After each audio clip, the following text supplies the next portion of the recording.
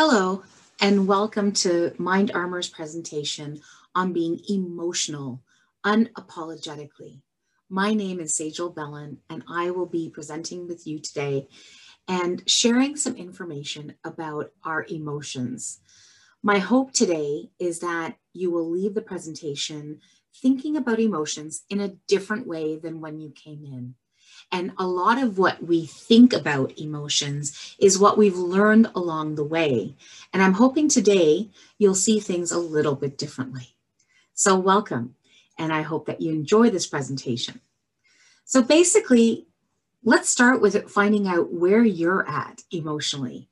How have you been feeling considering everything that we've been going through over the past year? Have you been feeling like it's an emotional roller coaster?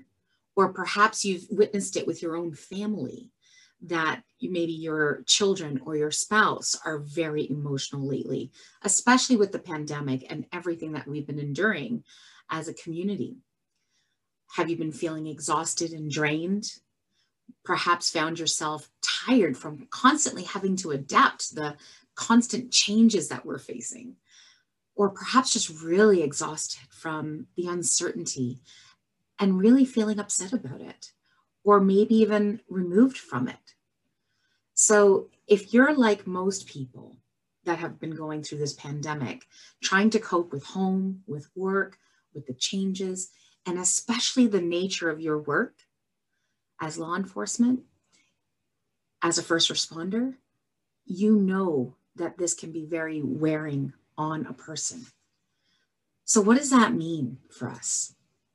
Well, if we think about emotions differently as neither good or bad, but rather from an energetic perspective, that there's certain emotions that renew us or deplete us, what does that mean?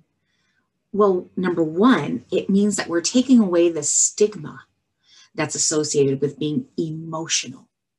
We're removing the stigma that we've associated with emotions that are really part of the natural human experience.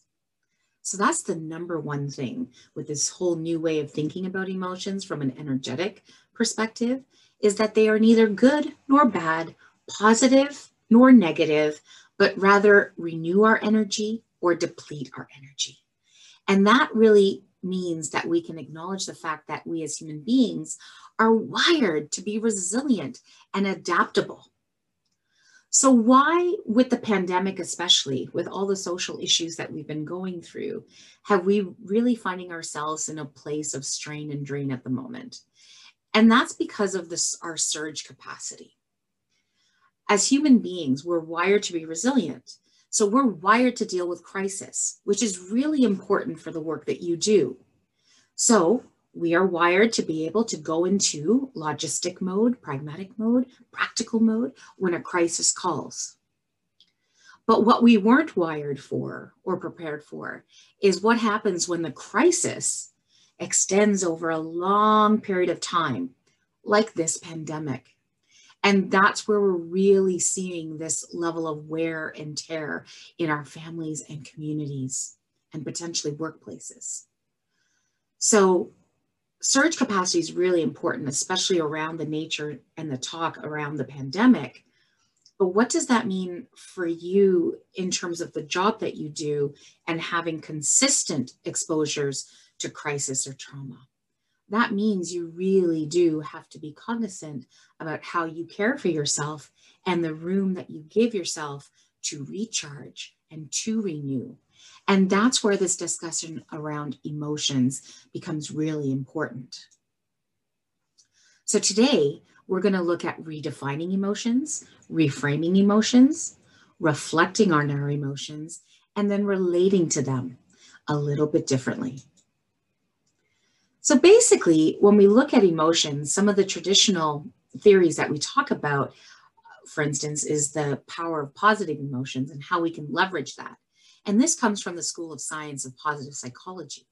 And it comes from what we call the broad and build theory, that the emotions work us into a spiral. And the spiral, whether they're downward or upward, basically broaden and build. So this becomes really important when we can see ourselves let's say, falling towards emotions around disappointment and doubt and worry, very quickly they can start to spin and feel like they're out of control and go to anger and resentment and jealousy and insecurity. And the more we feel them, the more of them we feel. The same is true around happiness and joy and care and gratitude. So the more we tend to feel, the more we open up to feeling more and having those experiences that also have that snowball effect. So that's in essence what we're talking about. But I would like you to look at the upward and downward spiral and look at the upward spiral as those emotions that have the capacity to renew your energy, to make you feel good, and the downward spiral as those emotions that tend to deplete our energy. So when we find ourselves in these depleting emotions, it's really important that we open ourselves up to opportunities to feel emotions that will renew us as well, so they can counterbalance and perhaps get us back moving in an upward spiral. So that's the idea around the renewing and depletion of energy with emotions. And then when we redefine the way that we think about emotions, like I said, neither positive nor negative, because when we stigmatize sadness or shame or guilt or anger as bad emotions, then we won't talk about them. We feel bad for feeling them, and we try to avoid them, or we push them away, or we push them down. And what happens? They tend to build up. They come at us stronger. And sometimes we can find ourselves exploding or even imploding. So the language of emotions is really, really important. And I want to take away that whole idea of good versus bad or positive versus negative. And we want to look at emotions as more of a spectrum of the human experience, and that all emotions have a function and a purpose. They all have a way of serving us. So that's really important for us to understand. So the only way we can do that is when we start to redefine how we see emotions in our human experience. So let's look at emotions as a system of responses. Emotions impact the way we feel, they impact the way we think, and they impact the way we behave. And they essentially become this cycle or this system of the way that we are going to respond to certain circumstances, depending on whatever they are. We also have to recognize that there are some universal signals for emotions, like typically speaking, when we see someone tearing, we will assume that they're sad. But we also have to recognize that there's unique combinations and that many of us will feel emotions differently than our counterparts or members of our community. So just because I'm tearing doesn't mean that I'm sad. I have a tendency to cry even when I'm really happy. So they're joyful tears. And so just to recognize that, yes, there are certain aspects of emotions that really connect us and are very universal, but also not to forget the fact that many of us experience emotions in different ways. But the main thing to take away from here is that emotions are a system. They're a system of responses, and that they help us to communicate, inform, and motivate our behavior. So for instance, think about a baby. When a baby cries, what is it doing? It's communicating, and it's communicating some sort of distress, whether it's hunger, a dirty diaper. And what does it do? It informs the people around itself and motivates connection, right? So there's very much a lot of purpose around the expression of crying or expressing some sort of distress. It allows us to inform the people that are around us, that care about us, and to motivate connection or comforting amongst ourselves. That's just one way that emotions have served us. Another way you can think about is fear. How has fear served us well? It's really contributed to our survival. When the caveman was out spearing an animal for food and it came across a lion, fear stopped him in his tracks. And what did that fear do? That fear made him take a moment to assess the situation, to inform him. Do I have enough time? Do I have enough weaponry? Do I have an escape route if this goes wrong? It allowed him to communicate to the animal that either he's submissive or he's coming in or whatever he's looking. Is he going to run? Is he going to attack? Right? And then it motivates the behavior. Do I run for shelter? Do I go in for the attack? And such. So the emotions that we feel really do serve us with a very specific purpose and function. Even the ones that we typically had stereotyped as bad, like sadness, anger, shame, guilt. None of them are bad. They all serve a purpose, right? We no longer think of them as negative or positive, only as renewing our energy or depleting our energy.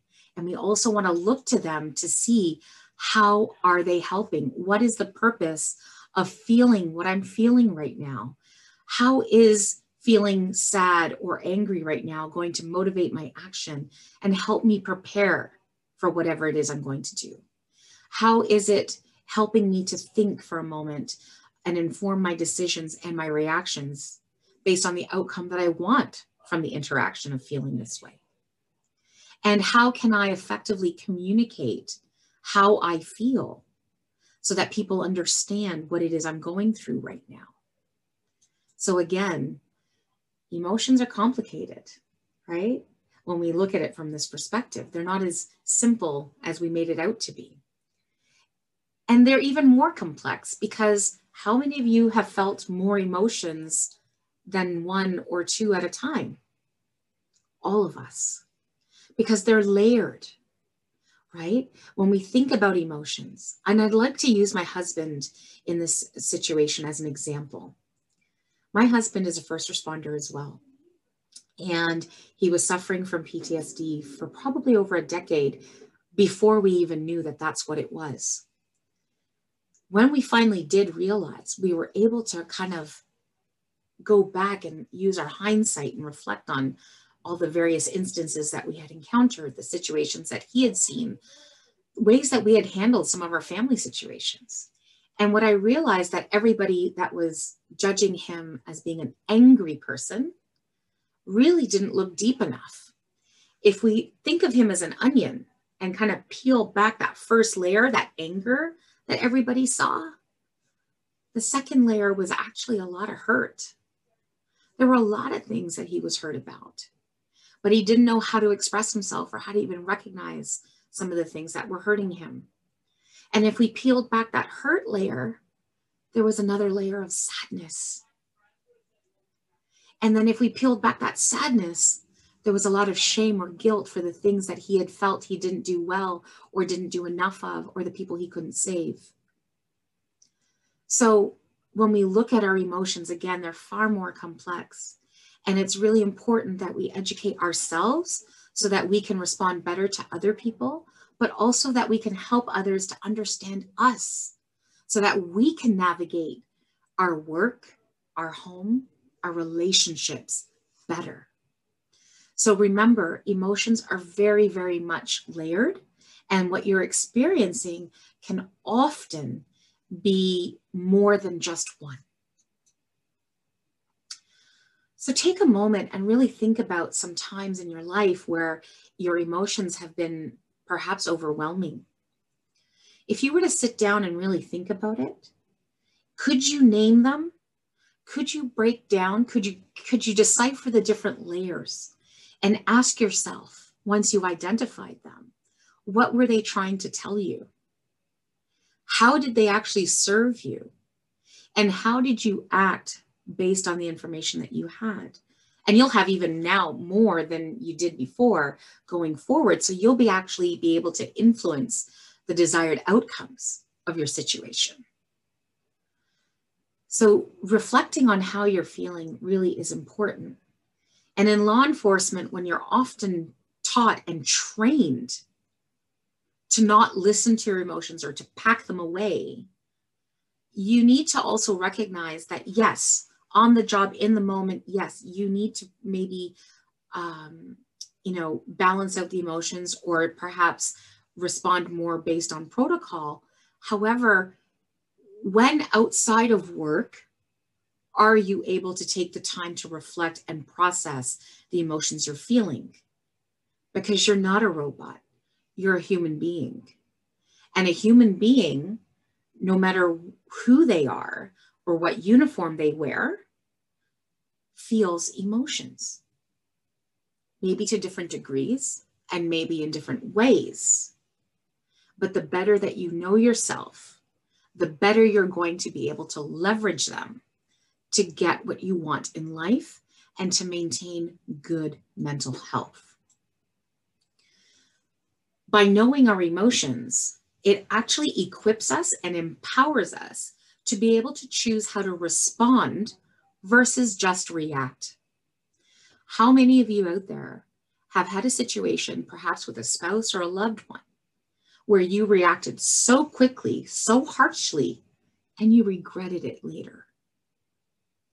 By becoming more in tune with what you feel, how you feel it, and being able to identify it and relate to it better, you will then be empowered to be able to respond to the circumstances and situation versus just reacting. You'll be able to approach the situation with more awareness and choice, with more logic and facts, and being able to really work out the various consequences for the actions that you're going to choose to take. There's huge power in being able to respond versus react. So, how do we relate with our emotions? Like I said, they affect the way that we think, they affect the way that we behave, and boy, oh boy, do they affect us physiologically. Think about a time when you were really, really angry. Take yourself back there for a second. Think about what you were thinking in the moment, how you saw the world, how you saw your relationships, how you saw your workplace. Chances are that anger influenced it all. It put a lens on top of how you were thinking. Did things seem worse than they were? Did all things seem bad? Sometimes. And what about your behavior? How were you showing that anger? How were other people recognizing that perhaps you were angry? And then what kind of pain did it cause in your body? Did your heart speed up? Did your stomach hurt? Did you get a headache after? Think about it. Emotions are very powerful. So this whole notion of being able to push them away, shove them away, not feel them is not possible. They do come up in our world. They do come up in our experience as a human being. So it's really important then that we don't pretend like we can compartmentalize, push them away, or hide them for long periods of time without consequence.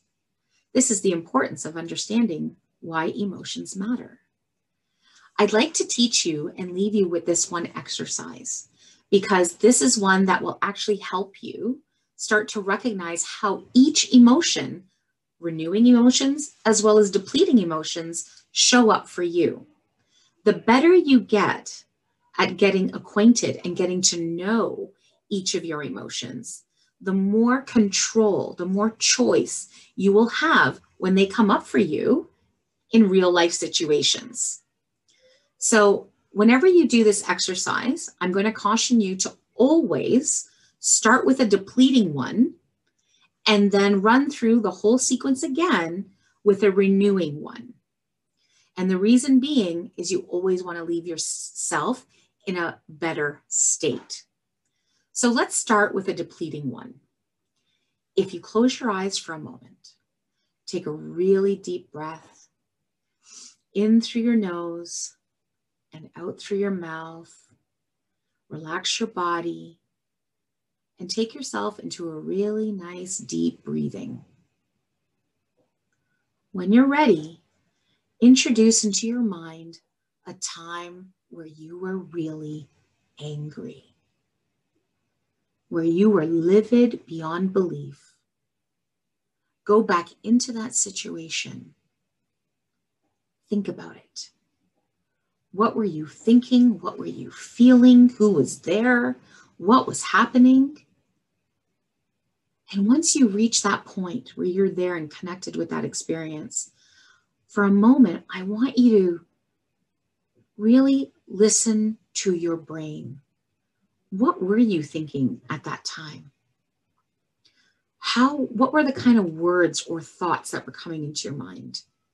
How was your lens, your perspective changed in that moment when you were experiencing that emotion? What did you want to do? How did you want to act? Think about it. And I want you to do this without any judgment at all, because there's no right or wrong answers here. It's just about studying it. You're just trying to get better acquainted with how you are when you're angry. I want you to also then scan your body from head to toe. Where does the anger show up? How does it show up? Is it a specific place in your body? Is it in your shoulders, your tightness in your neck or in your shoulders? Is it real thumping, pumping in your head? Is your heart faster? Is your stomach twisted? Note the physical responses to anger. And once you have enough information, open your eyes and write all the stuff down.